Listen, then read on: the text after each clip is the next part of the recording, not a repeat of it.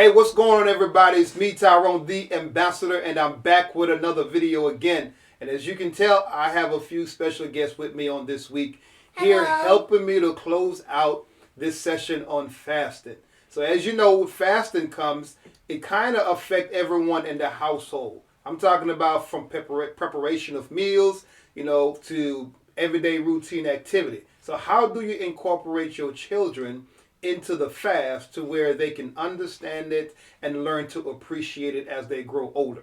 This is what we're going to be talking about today, incorporating our family members, especially younger children, into the fast, and you don't want to miss this. Stay tuned. God bless you. God bless you.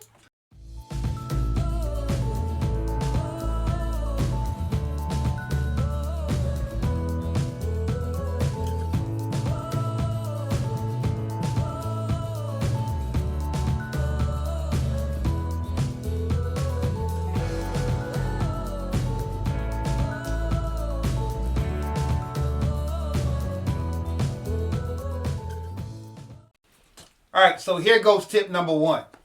Tip number one, you want to create a collective list of your prayers and petitions during your fasting period. Mm-hmm.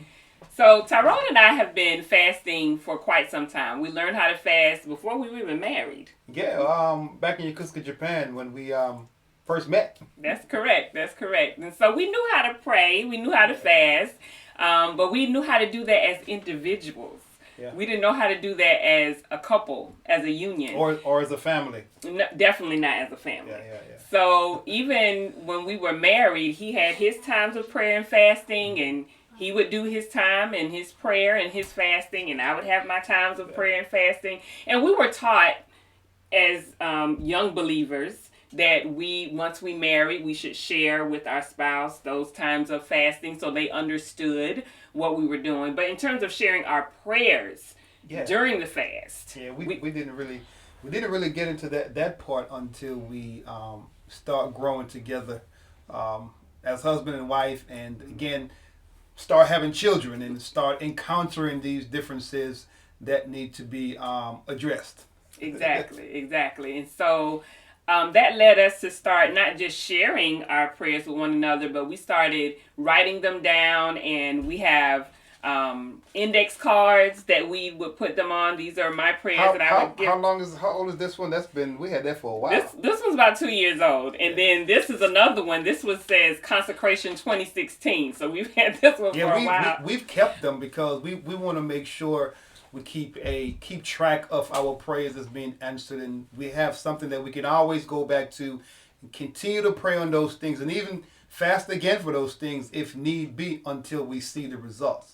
Absolutely. And as he just said, once you see the results, you can actually go back and thank God for that, because that's something you prayed about and you fasted about. Like this one I have here, we were praying about my husband's advancement to Chief Petty Officer, and this was 2016, and he's a Chief Petty Officer in Definitely. the Navy. I didn't make it in 2016, but I definitely did put it on 2 years after that. So it works. It works. So again, tip number one is for you to have a collective list of your prayers, and not just to have the list and not just to share the list, but you want to post that list somewhere in your house or your dwelling, wherever you are, so everyone can be praying on those things. Everyone in your household can be praying on those things. Awesome. All right, so here is tip number two. Tip number two, you must have your why. And more importantly, everyone in your household needs to understand the why. Yeah. The why is the inspiration for the success of the fast. And as the ambassador has shared in some of his earlier videos, it's the why that will keep you past the 3-day fast, 10 days, 21 days, on into the rest of the year. So you'll continue to reflect back on that why. And so it's important that no matter how young your children are, they need to know why you're fasting. Yeah, true. And you know what? If they don't know the why, you know what's going to happen? When you're fasting, if you have more than one children like we do, we have 3, you're going to see them kind of congregate in their own little corner talking about, what mommy and daddy doing, or what's the whole purpose of the fasting anyway. And that's what we don't want. We want them to grow to appreciate it and grow to love it, and something that they understand that was going to change their life.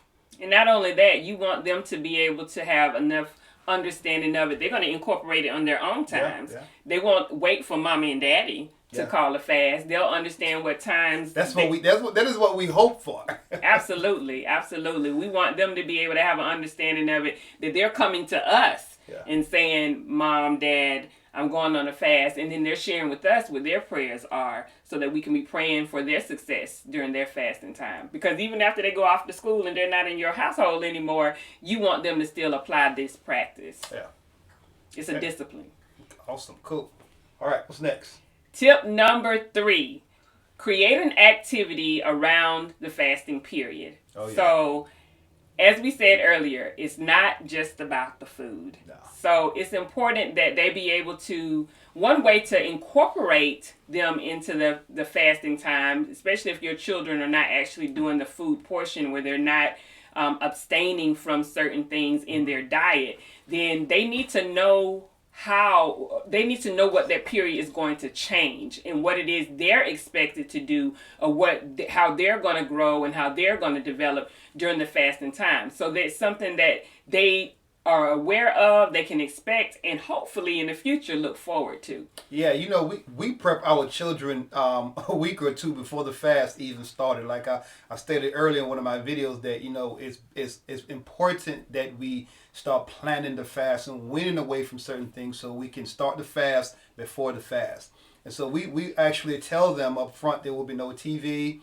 There's certain things that you cannot do, but we're not going to restrict them too much. Again, the goal is not to have them disliking what you're doing, but for them to learn to enjoy it and cater it to their own life as they grow up. So to kind of make it fun for our children, and again, this is an idea that you can take from us, and hopefully maybe it'll inspire something that you can share with us. So feel free to share it in the comments and the videos. But one of the ideas that we came up with about 7 years ago, I created a vocabulary list of basically what I consider kind of faith words that maybe the children don't understand. It's been that long? 7 years. Dang. Yeah, 7 years ago. 7 years, wow. We still have the poster. Yeah, we do. We're going to show you the poster too, just so you know that we're not just talking about this, but these are things that we actually do. We do this. We talk about it, and we're living it. Yeah, so I actually had my daughter, who was 7 years old at the time, I had her actually write the list out on the poster board, and it's 21 words. So each day they had a different vocab word, and we would talk about that word around the breakfast table before they left for school each day. Well, this year, I switched it up a bit because, as I said, our oldest is 14, so I realized she's old enough to teach me some things, to teach us some things.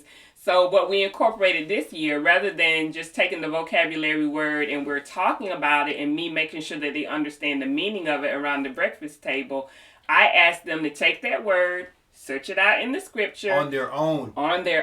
And then their responsibility at dinner time, after our meal is over, is for them to share with me and my husband, everybody at the table, what scripture reference they came up with. And here's the thing. We've got 3 children. So the 2 older ones had to have 2 different scriptures. Right. And then the youngest one, he was responsible for giving the definition of the word. And that is funny. He gets to tell it in his own. Yeah, it is funny. In his own words, what it means to him. So it's an opportunity to share that spiritual development for them. But it's also a time for us to have a discussion.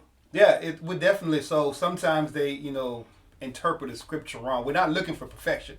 We're just looking for them to get into the habit of studying the scripture or looking at a scripture, and so they know exactly what is required of them during a fast. And that's right. So like I said, again, tip number 3, create an activity around the fast that allows some spiritual development and growth. So some ideas might be corporate prayer. Some families go to church, and right now we can't go to church during the pandemic, but we're still involved in our corporate prayer via Zoom meetings. So that's one way. You can have conference gatherings, which again is like a Zoom meeting, or you could do a conference call line with your family. Educational presentations. We do it this way, but it may be something that you have each of your children prepare on a particular topic and they present it to the whole family in some type of PowerPoint presentation. Yeah, that's actually what we do. We every Thursday we have one of the children. They're doing a presentation before the entire family, talking about what they have studied for the week or what they would like to share with us, and that usually go well. So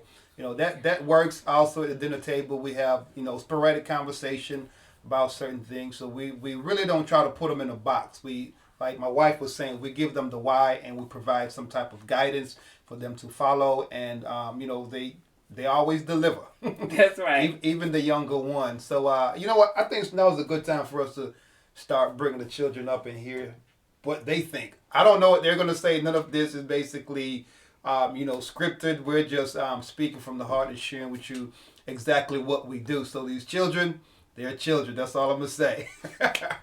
All right, so let's hear from the children right now and see what they think about the fast. So we're here with our oldest child, Genesis. Genesis, you want to tell them a little bit about yourself? Sure. I'm Genesis Bannarbie. I like to go by Brilliant also, and I'm a 9th grader this year. So, yeah. Awesome. So as we share, think about the activities, how they have, you've seen, you're old enough to kind of see the changes as we as a family have incorporated fasting as a family. What do you think about the changes? What I think about them, I think they're very beneficial and incorporative. Like, you can do a lot with what we do, like with the going over Bible verses based on certain words. You can do a lot with that. Like, sometimes we even go into like Bible stories, or sometimes we just talk about the verse. But you learn a lot and you get to talk with family, which is always good. So I could probably say that I really like that part about it. And so share with the people what you've learned. What has it taught you? What I've learned? Kind of like just going through the Bible and reading stuff and taking things into context. Like, when I read, I don't normally read to, look at stuff, like gain information. I normally read for pleasure, but when I do, like, the Bible verses and we have to look there, I get to learn more things about the Bible, but also about, like, reading for information and things like that. Genesis really likes history, so she enjoys when she finds stories that give her more information about the history of the Bible. So as I said, you're going to be the first one to adapt what you've learned in this household to your own time of fasting and prayer. So as we have been fasting and you've been doing this as a corporate body for the past 7 years, when do you think you'd be prepared when that time comes? You think you feel like you'll be prepared? Yeah, definitely. Like, watching you guys do it, like, I know kind of what to expect, sort of, but I guess it's kind of like when fasting, it's kind of your own journey, so it's not going to be the same for everybody, and That's that also right. kind of makes it exciting, getting ready, because I'm getting older, getting ready to do it by myself, or, well, not necessarily by myself, but, for myself, I guess.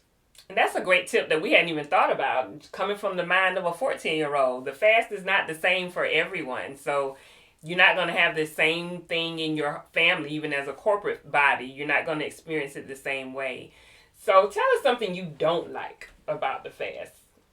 Something I don't like? I mean, I'd probably say that, I guess eating all the vegetables. Like, I eat vegetables, but I can't really say I enjoy a lot of vegetables. So, yeah, I think that part would probably be the hardest for me. All right, so here we have Judah. I'm going to ask Judah, what do you think about the fast when we're doing it? So I think the fast it's a good time to put things aside and focus more on God and learn more about Him, and to basically figure out more about Him. That's what I think the fast is. All right, Yeah. Awesome, cool. So, what do you think about when we're doing it? Do you think it's something that you don't want to do, or it's something that you enjoy doing? I wouldn't say it's something that I enjoy doing, Okay. but it's something that I will do. Awesome. And now I got my man. They're all J's, y'all. So this is Joshua, which is the youngest son. So Joshua, go ahead and tell us something about the fast. What do you like about the fast or don't like? What the fast means, is to put something aside. Okay. And maybe more talk about, listen to Jesus or pray to him or something like that. Okay, awesome. So when mommy and daddy say, hey, you can't watch TV for this period of time, how does that make you feel? Well, it's okay. Okay. Awesome. Cool. Do you have anything else to say? No. My man. Thank you, brother. All right. Talk to you later. Hey, so you just heard from my two sons. All right. So here is tip number 4. Tip number 4. So as my husband has shared some of the other videos, the ways that you come off of your fast, there's certain things you have to do in terms of going back to the diet that you used to have, or going back to incorporating your lifestyle and what things you were doing. He shared about if you weren't watching television that much, you're not going to go back to watching television that much. If you abstain from certain things, you're not going to go back to that. But another thing you want to make sure you're doing is to monitor or track your observations during the fast. So if there's some things that you notice, I call them God sightings. So if there's some things you notice that took place during the fasting period, you want to make sure you have that written down somewhere. You're keeping that journaled, posted somewhere. So when the next time, the next time you fast, you can remember that. So it's something you build upon, improve upon, something that you reflect upon. It might be something that was a win for you that you forgot about 6 months down the road. That's true. So that's an encouragement to you to do it again, to see your results again. And that's also to help your children or whoever else in your family to see how they've grown. Yeah. So as we shared earlier, we've kept track of the pieces of paper that we wrote our prayers down. So we see what things that God has answered those prayers. You want to see the same. You want to do the same thing in your observations of the things that changed for you during the fast. You know, I remember one time we had a sheet of paper posted, and I totally forgot about it.